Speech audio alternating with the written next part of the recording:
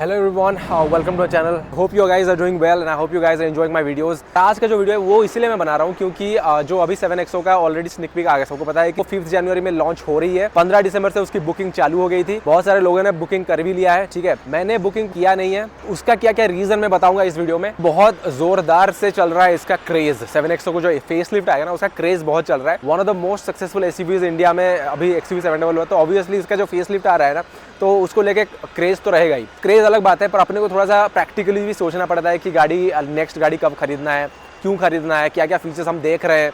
ठीक है, अभी मेरे को अगर इस गाड़ी से अपग्रेड करना है ना, तो उसके लिए तो मेरे को बहुत कुछ क्राइटेरिया चाहिए। अब तो पहले से बता के रखा था कि 7XO जो है वो एक फेस लिफ्ट है, that is not a new car.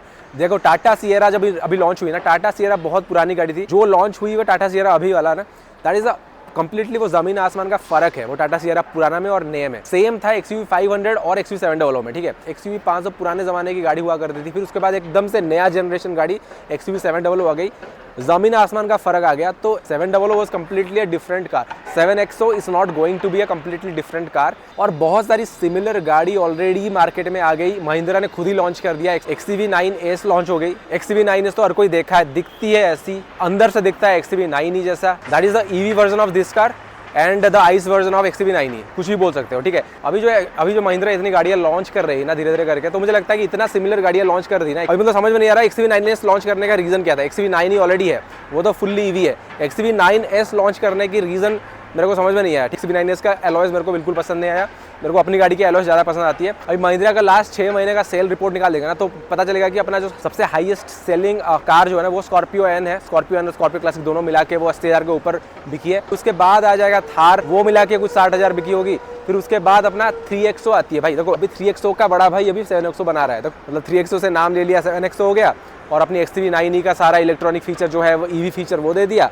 सब कुछ मिला के एक अपना फेसलिफ्ट निकाल रहे हैं, बस दैट्स इट। ओके, अभी 3XO, 700 और XUV9 B6 ये सबको मिला देंगे ना, तो बहुत ही सबसे हाईएस्ट सेलिंग गाड़ी यही सेगमेंट में ही रहेगा। महिंद्रा वालों ने जो वीडियो डाला है, वो वीडियो देख के पता चल रहा है कि भाई एम्बियंस लाइटिंग तो आएगी, और सेकेंड रो स्लाइडिंग वो आएगी, और passenger seat electronic seat adjustment वो आ जाएगी। ठीक है भाई, मैंने को पहले से बता के रखा था कि XUV9 में जो फीचर है ना, वो सारे सब कुछ मोस्टली 7XO में आ जाएगी। ठीक है, जो फेस लिफ्ट आ रहा है ना, तो उसमें वो सब आ जाएगा। XUV9S देख के पता चल गया होगा ऑलरेडी।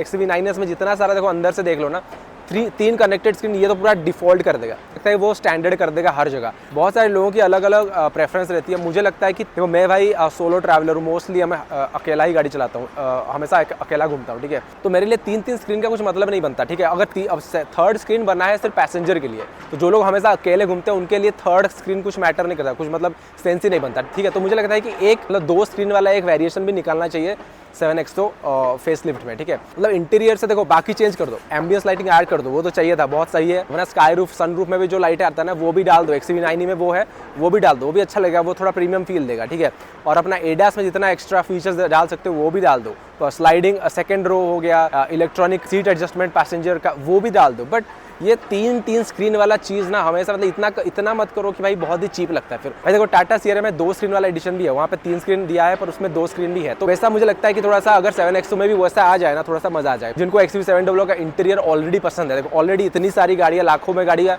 बिक चुकी है। ठीक है, इसका मतलब ऑब्वियसली लोगों को इसका इंटीरियर सही लगता है। बहुत ज़्यादा अगर ओवरडू कर देंगे ना, फिर तो मतलब 3 स्क्रीन हमेशा लेके जाओ, ये सब मज़ा नहीं आएगा। मतलब हालांकि ऐसा फीचर है वहाँ पे कि 1-2 स्क्रीन बंद कर सकते हो, थर्ड वाला स्क्रीन बंद कर सकते हो, बंद रख सकते हो, पर फिर भी इतना लंबा डैशबोर्ड, वो इतना कुछ सेंस नहीं बनता। ठीक है, पर किन लोगों को ये गाड़ी सही में लेना चाहिए, जिनके लिए परफेक्ट गाड़ी होगी, उनके बारे में बात करते हैं। ठीक है भाई, ऑनेस्टली मैं खुद का ओपिनियन अभी शेयर करूंगा कि किनको ये गाड़ी एक्चुअली में खरीदना चाहिए, किनके लिए ये वैल्यू फॉर मनी गाड़ी रहेगी। पहला जो कैटेगरी आते हैं ना, वो आते हैं इसके एग्जिस्टिंग ओनर्स। ठीक है, जो एग्जिस्टिंग ओनर 700 के हैं ना, they are very keen about their choices. मतलब उनका भाई बहुत ही स्पेसिफिक चॉइस रहता है गाड़ी में। एग्जिस्टिंग ओनर्स जो है 700 के, उनके लिए 7XO परफेक्ट अपग्रेड रहेगा।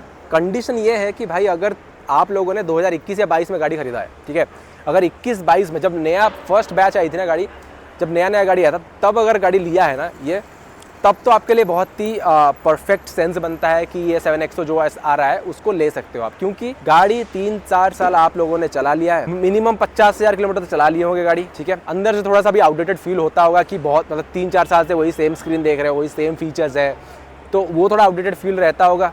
और अगर EMI वगैरह वो सब किए होगे तो उसका ऑलमोस्ट खत्म होने वाला होगा, ठीक है। 5 साल का 6 साल का जो भी किए होगे तो उसका 3-4 साल ऑलरेडी खत्म हुआ होगा, तो फाइनेंशियली भी ये आपके ऊपर इतना बर्डन आएगी नहीं। सेकंड कैटेगरी में वो लोग आते हैं जो कंफ्यूज हैं 7XO और स्कॉर्पियो एन में, मतलब 700 जो लेना चाहते थे या फिर नहीं लिए अभी तक, और वो स्कॉर्पियो एन और 700 में कंफ्यूज अभी भी हैं, तो उनके लिए तो परफेक्ट एक क्लियर चॉइस बन गया 7XO, क्योंकि इसमें जो फेसलिफ्ट में जो चीज़ें आएगी ना, जो फीचर्स आ जाएगा अंदर से, स्कॉर्पियो एन में उसका आधा भी नहीं है, ठीक है। इसलिए अभी सही टाइम है, अगर जो लोग कंफ्यूज है स्टिल स्कॉर्पियो एन और 7XO में जा सकते हो ईजिली। तभी जो लोग कंफ्यूज हो between Scorpio N and 700, 7XO will be the perfect choice for you. देखो स्कॉर्पियो एन, थार, वो सब का अलग अलग ऑडियंस रहता है, वो मुझे पता है, पर अगर आप कंफ्यूज हो स्कॉर्पियो एन और 700 में ना, तो you are not that audience. अगर आप अभी कंफ्यूज हो 700 और स्कॉर्पियो एन में, तो आप स्कॉर्पियो एन वाले ऑडियंस नहीं हो, तो आप बीच में हो। तो उनके लिए मैं बोल रहा हूँ कि 7XO will be the perfect choice for you. जो स्कॉर्पियो एन खरीदते हैं, मेरे दोस्त लोग जो स्कॉर्पियो एन खरीदे हैं, वो XUV 700 नहीं देखते हैं, और जो XUV 700 खरीदते हैं ना, वो लोग स्कॉर्पियो एन या फिर थार वो सब नहीं देखते,